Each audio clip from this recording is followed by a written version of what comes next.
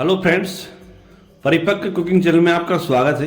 आज हम बनाएंगे बेसन की बर्फी जो बहुत ही टेस्टी और एकदम सॉफ्ट रहेगी लंबे समय तक। इस विधि से आप यदि बनाएंगे तो इसको अंत तक जरूर देखना इस वीडियो को। यहाँ हमने लगभग 2 कटोरी यहाँ इस कटोरी से बेसन लिया है जो शुद्ध घर का है, और उसी कटोरी से लगभग 1.5 से थोड़ी ज़्यादा कटोरी चीनी ली है, और यहाँ लगभग 1.5 कटोरी घी लिया है, और यहाँ ड्राई फ्रूट लिए हैं कुछ। और घी को हम डाल दें कढ़ाई में, पूरा घी डाल दें आप, और इसको गर्म होने दें। जब ये गर्म हो जाएगा हल्का हल्का, उसके बाद इसमें ऐड कर दें जो बेसन है हमारा, उसको ऐड कर दें, और इसको अच्छे से सेकना है बेसन को चलाते हुए, और अच्छे से चलाएं पूरा। पहले तो ये थोड़ा हल्का हल्का सूख सा जाएगा, पूरा घी सोख लेगा, एकदम टाइट हो जाता है, और उसके बाद अब ऑटोमेटिक ये घी छोड़ना शुरू कर देता है, और जो बेसन है हमारा पतला शुरू हो जाता है।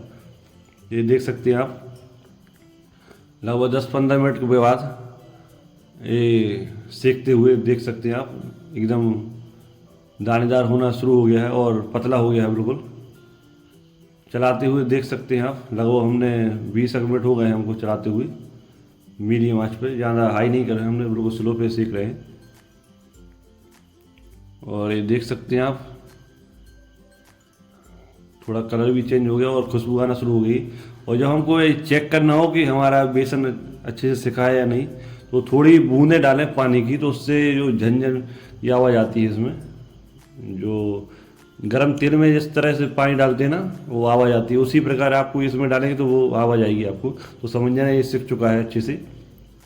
लगभग आधा घंटा से थोड़ा ज़्यादा लगा है हमें सेकते हुए इसको, एकदम मीडियम आंच पे, बिल्कुल स्लो पे आप सेकें तो उतनी ही टेस्टी बनेगी। यदि हाई पे सेकेंगे थोड़ी ज़्यादा पे तो वो स्वाद नहीं रहेगा, और बेसन भी अच्छे से नहीं सेकेगा, जल जाएगा थोड़ा, इसलिए आपको स्लो पर ही सेकना है।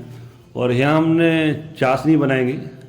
चाशनी बनाने के लिए हमने 2 कटोरी, जो उसी छोटी कटोरी थी उससे 2 कटोरी चीनी ली है, और थोड़ा पानी डाला है, लगभग 1/4 की समथिंग, उस कटोरी से आधा कटोरी। और इसको आपको एक तार के लगभग जब तोड़ना जो बनना शुरू हो जाए उस समय तक आपको इसको पकाना है। और चाशनी को साफ़ करने के लिए, थोड़ी मैली लग रही है हमको, देख सकते हैं आप, चाशनी को साफ़ करने के लिए आप इसमें थोड़ा दूध डाल दें। दूध से क्या है, पूरा जो मैल रहता है ना चीनी में वो पूरा ऊपर आ जाएगा, और उसके बाद आप इसको निकाल दें तो पूरी चाशनी एकदम साफ़ हो जाती है। ये आप देख सकते हैं, थोड़ा दूध डालने के बाद कितना मैल साफ़ कर दिया हमारी दूध ने। और इसको हम चम्मच की सहायता से निकाल देंगे, पूरा अच्छे से साफ़ कर देंगे।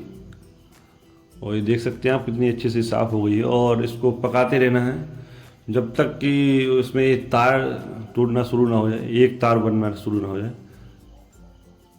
और थोड़ी और पकाएंगे इसको, अभी थोड़ा सही से नहीं बन रहा है तार, और थोड़ा और 5 मिनट पकाने के बाद इसको और चेक करेंगे इसको। ये देख सकते हैं आप, एक तार बनना शुरू हो गया है, एक तार। अब इसको हम गैस को बंद कर देंगे और उसको उतार लेंगे। अब जो हमारा बेसन रखा हुआ था सिका हुआ कढ़ाई में, उसको उसी में डाल देना है चाशनी को, और इसको अच्छे से चलाते रहना है आपको। और हम यहाँ पूरी चाशनी डाल देंगे जो बची हुई, इसको अच्छे से चलाएं आप, ये पूरा अच्छे से मिक्स हो जाएगा। ये देख सकते हैं, थोड़ा चलाते रहें, और ऑटोमेटिक ये चलाते चलाते अच्छे से पूरी चाशनी मिक्स हो जाती है पूरी बेसन में। और इसमें थोड़ा कलर के लिए हम जो केसर येलो कलर रहता है ना वो डाल देंगे, उससे थोड़ा कलर अच्छा आ जाता है। और हलवाई लोग भी कलर डालते हैं, हमने भी यहाँ थोड़ा कलर डाला है, उससे थोड़ा देखने में अच्छी लगती है बर्फ़ी। और ये ऑटोमेटिक अभी थोड़ी पतली है ना, ऑटोमेटिक थोड़ी लगभग आधा घंटा तक रखे रहने दें इसको। लगभग 20 मिनट तो हो ही चुके हैं, 20-25 मिनट, और कितनी गाढ़ी हो चुकी है। लगभग 40 मिनट के समथिंग ये ऑटोमेटिक एकदम गाढ़ी हो जाती है और उसके बाद जमने के लिए तैयार हो जाती है। अभी थोड़ा और ठंडा करेंगे इसको और देख सकते हैं आप कितनी गाढ़ी हो चुकी है, कितनी पतली थी। अब इससे हम एक ट्रे में, जो बर्फ़ी वाली ट्रे रहती है ना, उसमें ऐड कर देंगे इसको बर्फ़ी जमाने के लिए। इसमें थोड़ा घी लगा दें आप। घी से क्या है, वो नीचे लगेगी नहीं और पूरी बर्फ़ी एकदम अच्छे से बनेगी और पूरी निकल जाती है बर्फ़ी। और चम्मच की सहायता से आप इसको ऐड कर दें इसी में और अच्छे से पूरा एक सा करना है इसको। और आप पकने का तरीका देख सकते हैं आप, ये थोड़ी सी लें वो बेसन और इसको उंगलियों की सहायता से करें तो वो पूरा कहीं भी नहीं चिपकेगा हमारी उंगलियों से, पूरा अलग अलग रहता है, चिपकने की समस्या नहीं आती है। ये समझ लेना आप, अच्छे से हमारा बेसन सिका हुआ है। अब हम इसको थोड़ा अच्छे से जमा देंगे और ऊपर से आप अपने थोड़ा घी लगा लें अपनी हथेलियों में और उससे भी आप दबा सकते हैं इसको। और थोड़ा साइड में इसको, जो ट्रे है ना हमारी, उसको थोड़ा नीचे 2-3 बार अच्छे से पटके तो वो ऑटोमेटिक एक सी हो जाती है। और थोड़ी हाथ की सहायता से भी आप इसको एक सा कर सकते हैं।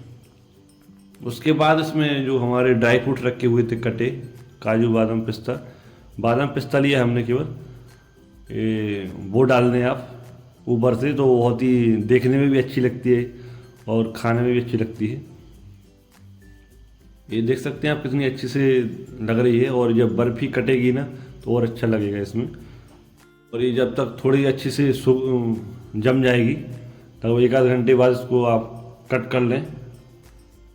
1 घंटे बाद या यदि थोड़ा ज़्यादा है तो आध घंटे में भी आप कट कर सकते हैं इसको।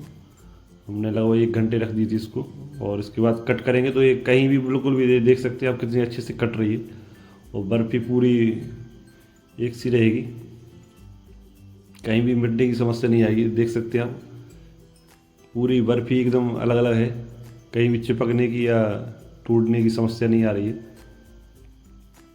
और बर्फ़ी भी एकदम हमारी बिल्कुल सॉफ्ट है, इसमें बिल्कुल देसी घी डला है। आप भी इसी प्रकार बनाएं तो बहुत ही स्वादिष्ट बर्फ़ी बनेगी और बाज़ार की लेने की ज़रूरत नहीं पड़ेगी आपको। और ये रेसिपी आपको कैसी लगी हमें कमेंट करके ज़रूर बताना। और यदि चैनल पर पहली बार आए हो तो वीडियो को लाइक और चैनल को सब्सक्राइब ज़रूर करें। और ये वीडियो भी आप अपने फ्रेंडों दोस्तों में शेयर करें। और अगली रेसिपी आपको किस बारे में चाहिए वो भी हमें कमेंट करके ज़रूर बताएं। जय हिंद, जय भारत।